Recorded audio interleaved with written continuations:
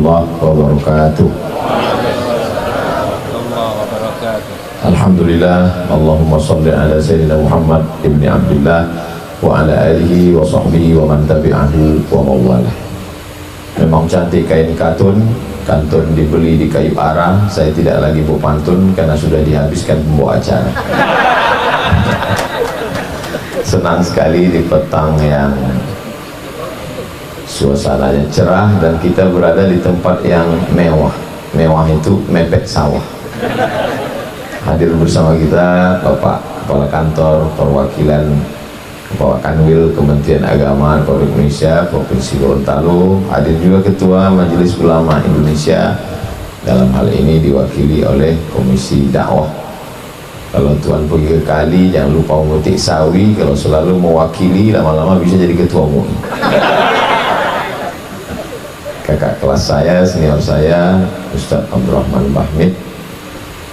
Tentu saja Sayyidi Al-Habib Salim Al-Jufri Hafizullah Wara'ah.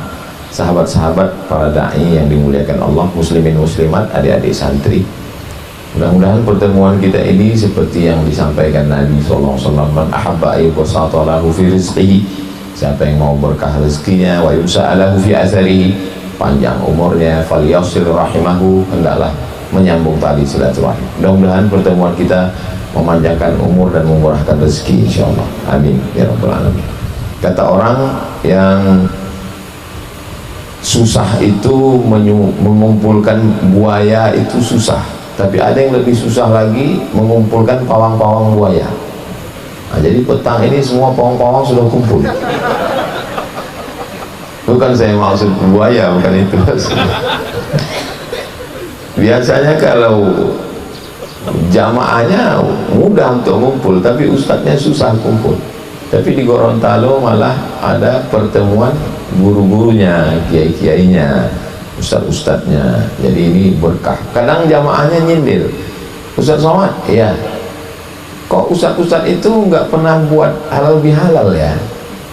Ya saya pun jawabnya spontan aja, ya karena kalau ustadznya ngumpul, halal bihalalnya bubar, karena siapa yang ngisi halal bihalal kalian? Jadi seringkali ustadz-ustadznya tidak kumpul. Alhamdulillah di Gorontalo justru ustadz-ustadz kumpul. Ini keberkahan yang luar biasa. Saya tidaklah ceramah, karena ceramah di depan penceramah itu melanggar kode etik. Dilarang berceramah di depan penceramah. Hanya sekedar cerita saja.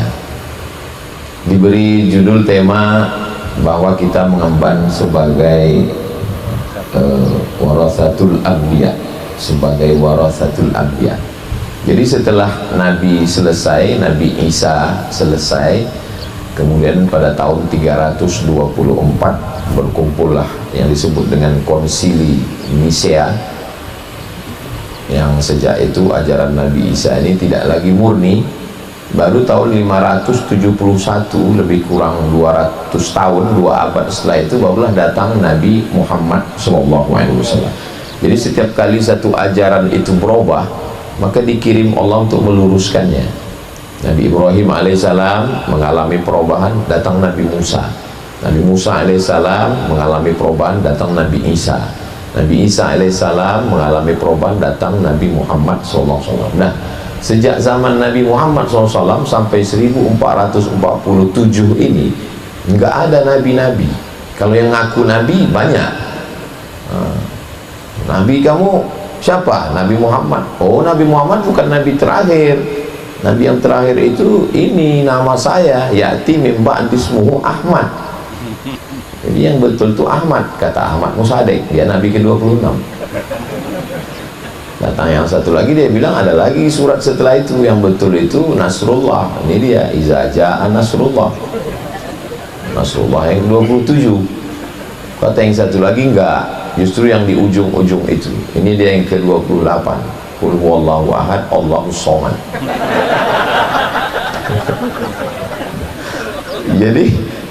Jadi memang maka Muhammadun aba ahadim min rijalikum. Muhammad itu bukan bapak kamu, walakin Rasulullah.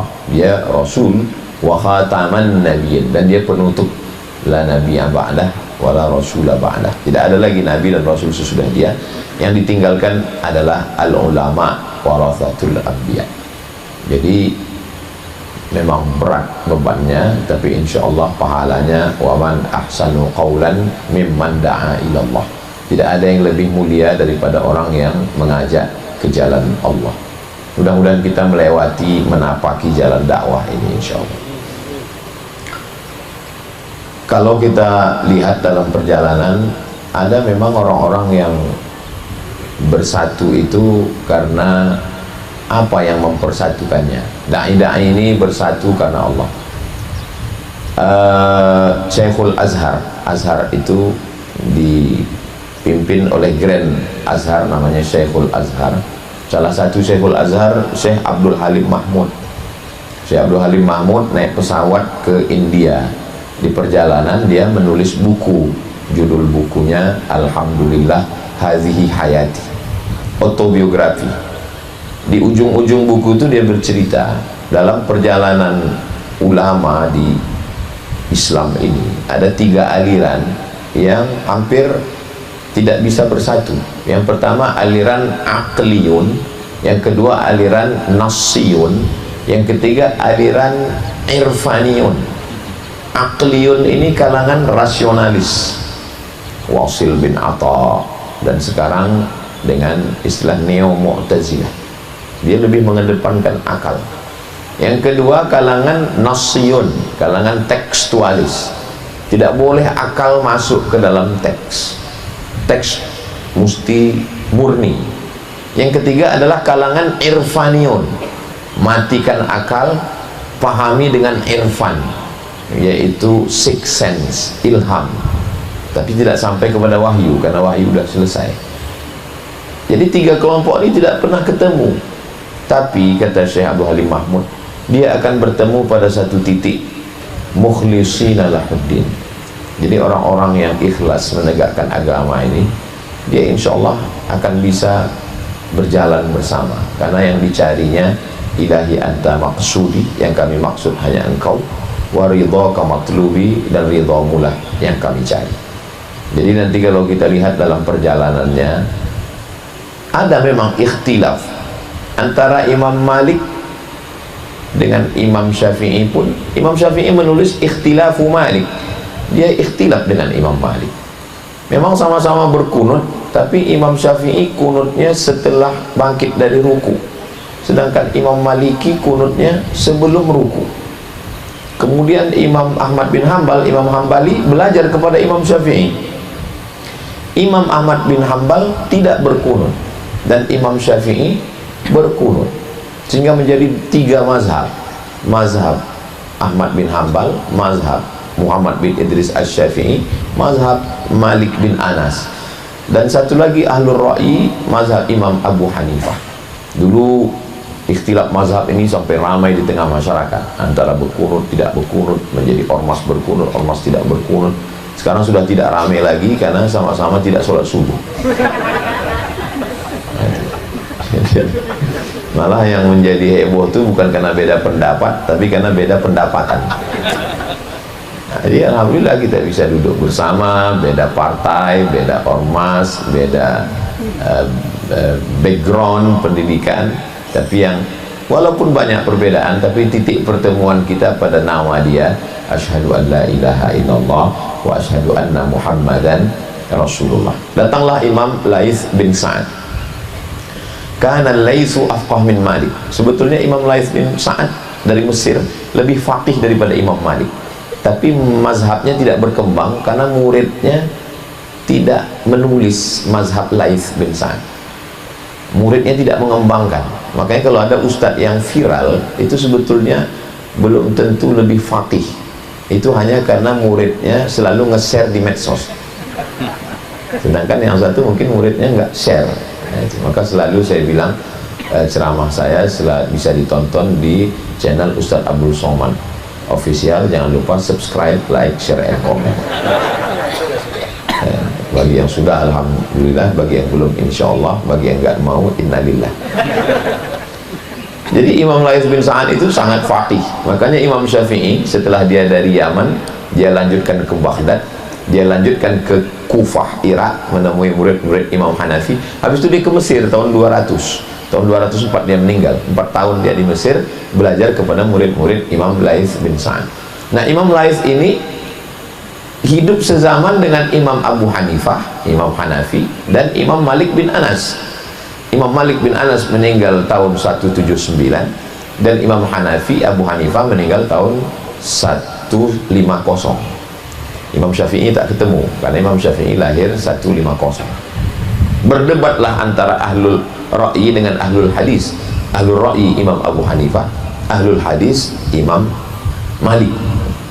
Setelah berdebat, Imam Laits menyaksikan perdebatan itu. Imam Laits datang menemui Imam Malik. Kata Imam Laits, "Malik, bagaimana pendapatmu tentang Hanafi?"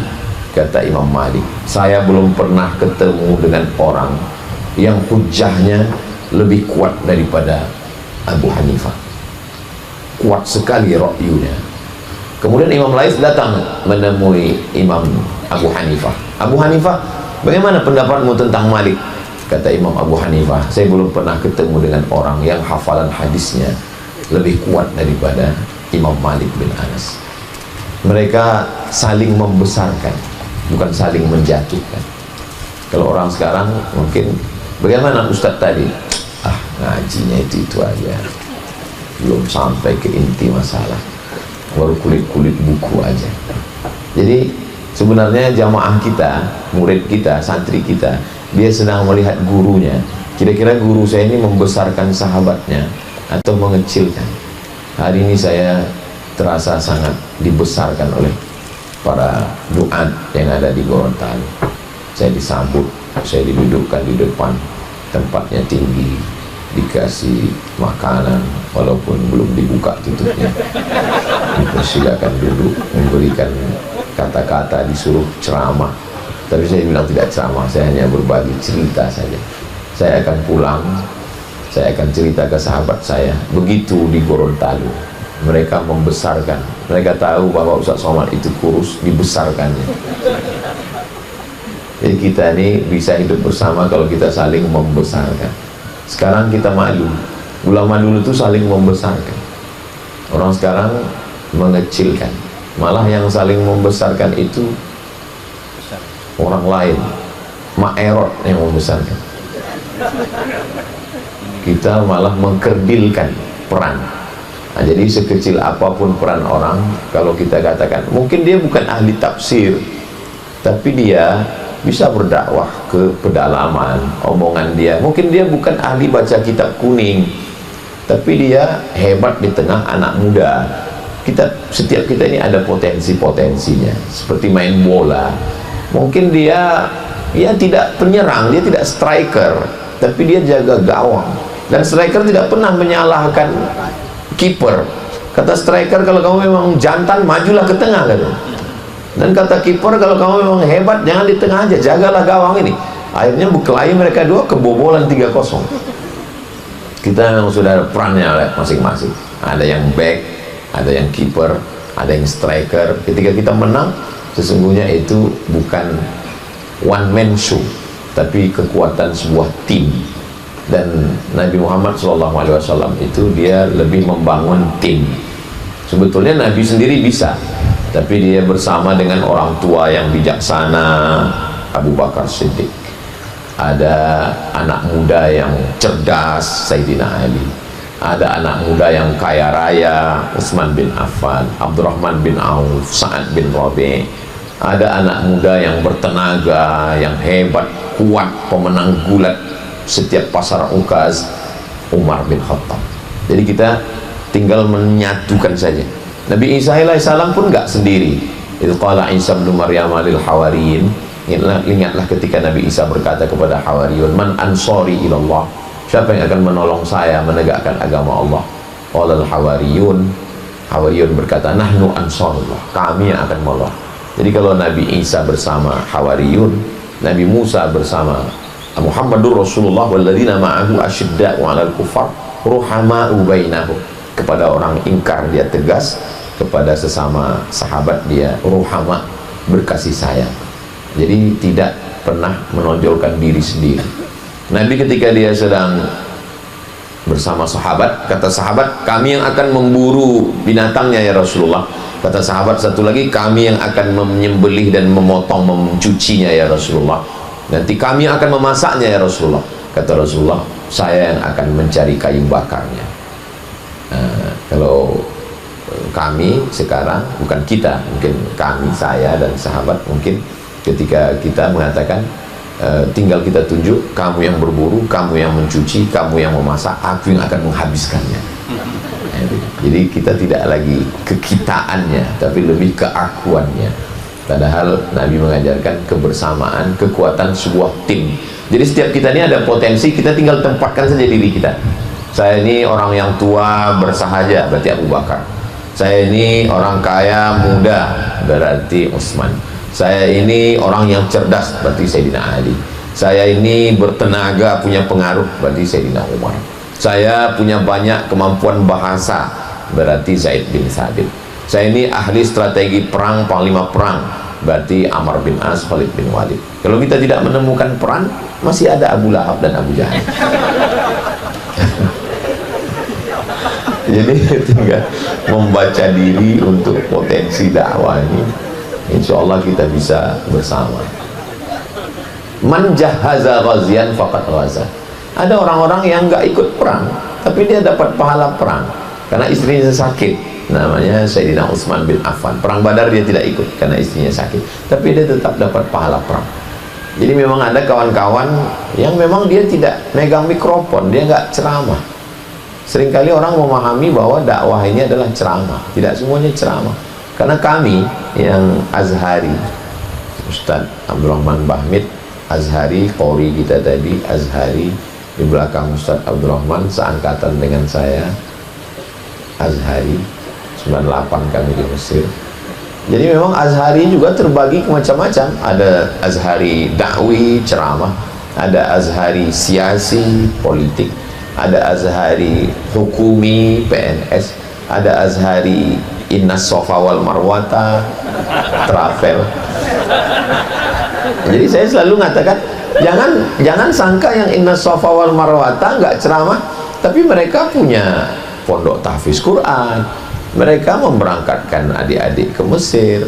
Jadi yang namanya dakwah itu tidak hanya ceramah. Dakwah itu justru adalah taghyirul ummah min halin ila ma huwa ahsan minhu, merubah umat dari satu kondisi kepada satu kondisi yang lebih baik. Jadi ceramah hanya salah satu wasilah dakwah. Ada orang yang tidak ceramah tapi sebetulnya dia berdakwah. Jadi saya ke setiap jadwal ke satu provinsi itu setahun sekali. Sulawesi Selatan saya datang sekali. Kalau ke Gorontalo 2018, habis itu 2025, berarti nanti 2032 berarti. Jadi memang begitu rutinnya.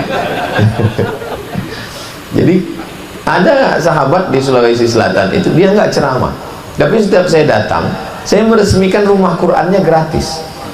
Nah, penandatanganan prasasti. Jadi saya melihat mungkin dia memang nyamannya begitu.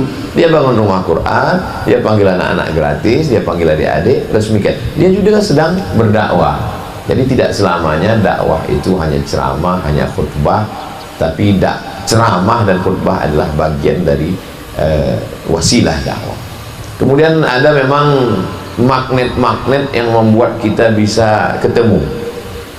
Kalau Ustadz Somad yang datang mungkin bisa mengumpulkan sekian orang, tapi kalau Habib Umar bin Hafiz yang datang mungkin bisa lebih ramai.